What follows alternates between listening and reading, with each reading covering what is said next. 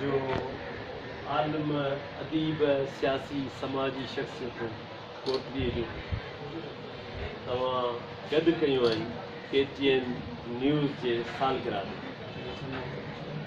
KTN news जे सॼे सथ खे असांजे मान वारे भाउ लतीफ़ शोरो साहब खे तमामु घणी मुबारकूं हुजनि।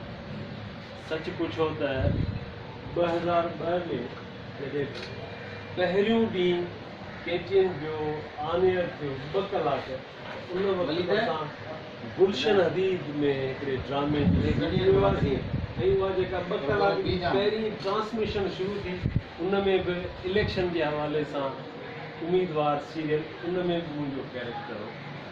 उन खां पोइ वरी KTN न्यूज़ आहे।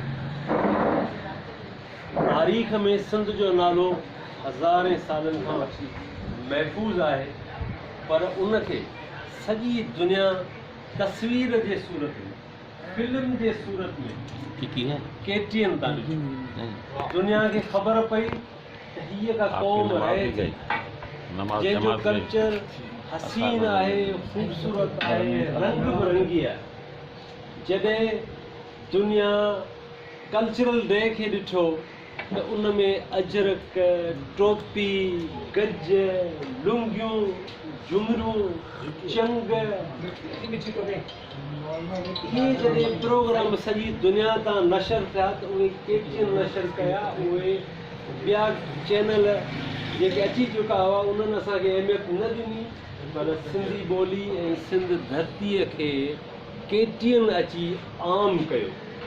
उहो KTN ते फ़र्ज़ु हो, हुन उहो निभायो। जंहिंजे सूरत में KTN खे जेको कुझु मिलियो उहे बि अॾिजी विया। जिन बि हिन धरतीअ जो ज़िक्र कयो, हिन धरतीअ खे बचायो, हिन ॿोलीअ खे बचायो या बचाईंदा, उहे बि कॾहिं ॾुखिया ॾींहं कोन ॾिसा।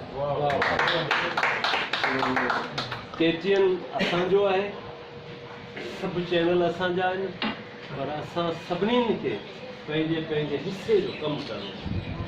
प्लेटफॉर्म कहिड़ो बि हुजे, धरती मां जेको कुझु करिणो आहे पंहिंजे धरतीअ लाइ करिणो आहे, पंहिंजी ॿोलीअ लाइ करिणो आहे। हे सभु सींगार, हे सभु उहे गुल आहिनि जिन मां ख़ुशबू अचे थी। उहो वॾो ख़ूबसूरत रंग बिरंगी गुल KTN आहे। सदाईं KTN सथ शाद आबाद हुजे। तव्हां सभिनी दोस्तनि जी वॾी महिरबानी।